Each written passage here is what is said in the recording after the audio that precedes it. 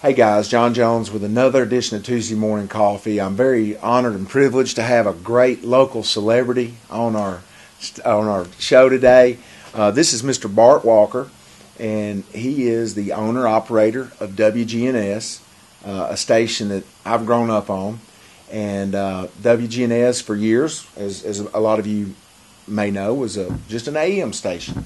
And in the last several years, it has moved to where now you can pick it up on the FM dial. We had a great talk about that, but it's 1450 on the AM, and it's 100.5 on the FM, or 101.9. Do either one of those pick up better than the other? They all pretty. It depends on where you are. Where you are, yeah. Okay, but the Bart also hosts a show every day, the Action Line, also Swap and Shop for all you native Rutherford Countyans. He said that's still the most popular show on the 65 years. That show is still going strong. That's great. But we had a lot of conversations. But Bart is very much, I guess, probably more than anybody that I could think of, really has the pulse of our community, because every day he has open lines of people talking about the hot issues of the times and of the day, and Bart's great about letting people get their voice. And so I had to ask him a few questions. All right. And my number one, and thank you for being here. I'm looking forward to it. The number one question I have, he's on this station since 1984. Mm-hmm. That doesn't seem like that long ago, but it's been almost 30. It does when somebody comes up to you and says, I grew up listening to you. Yeah, I know. Okay, I'm sorry. But that's a long time. And since 1984, this county has changed tremendously. A whole lot.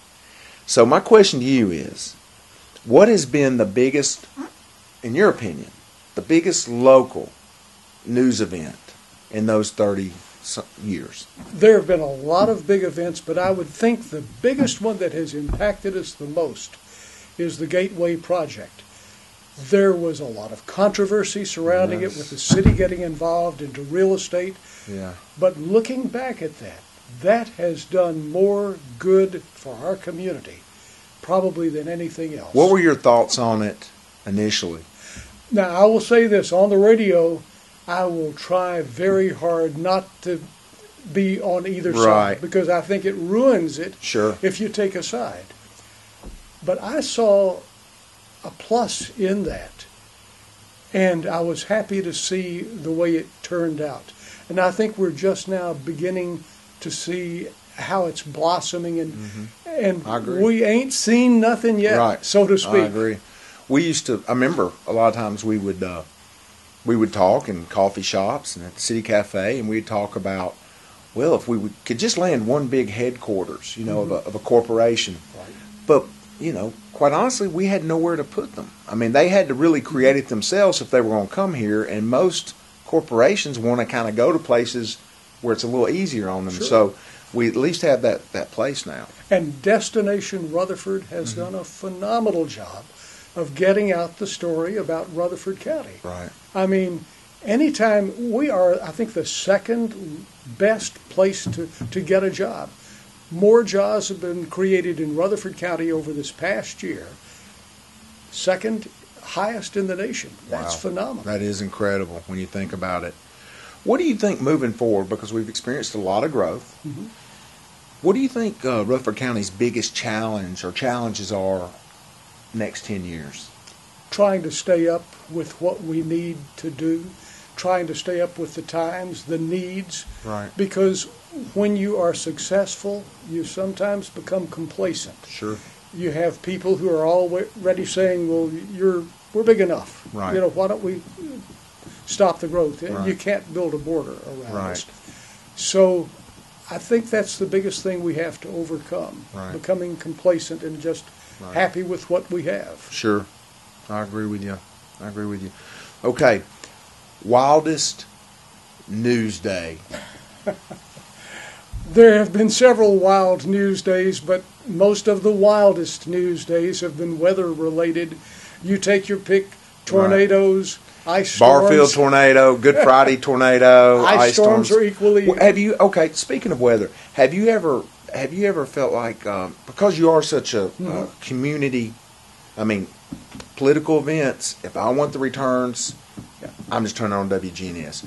Anything community-driven, I'm going to WGNS. Thank you. So do you think there's any one day where you were able to really, because you had the airwaves, were you able to really help the community in a need of crisis or something like that? Has there ever been in every storm, we've opened up the phone lines to let neighbors and family members know, hey, I'm in the storm, but I'm okay. Okay.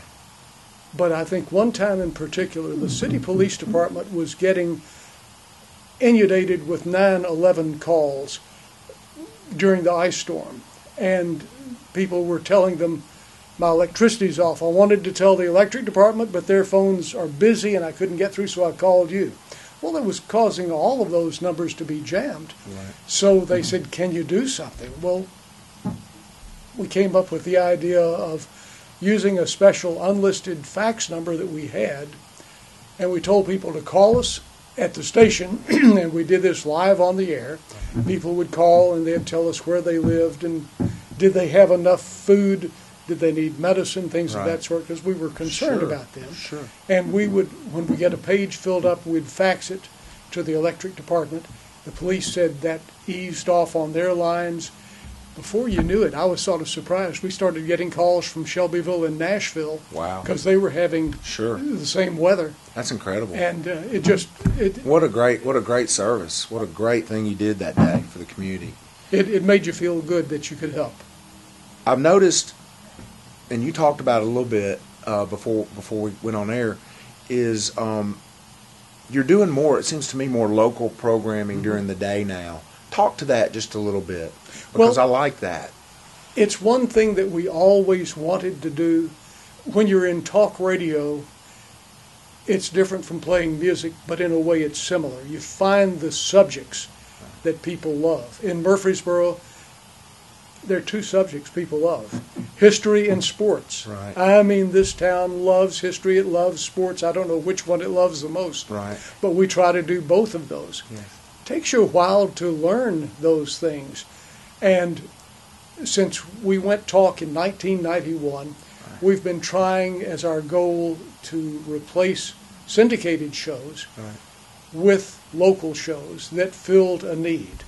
And we're at a point now where we only have one syndicated show on in the daytime, and it is so popular and does so much good, I wouldn't want to take it off. And that's Clark Howard, who gives you some financial advice. Sure.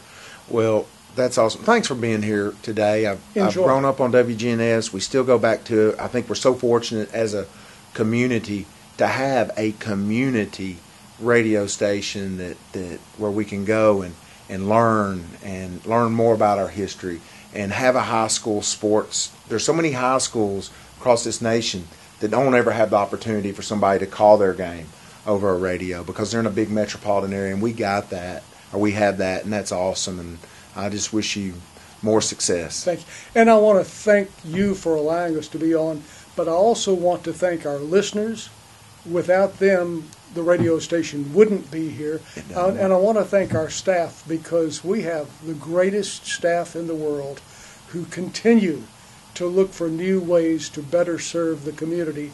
Many of our staff members have grown up at the radio station. That's awesome. So that's we're very awesome. fortunate. And you're also, I was telling Bart, you're on the cutting edge. We try to be. I can be. We were in North Carolina over Thanksgiving, and I really wanted to know about that Siegel game, the Siegel Maryville game, and I could just pop on my computer and listen to it. Yeah, that was awesome. So thanks a lot for being with us. Thank you, John. Appreciate you. Good to see you. Thank you. Yes.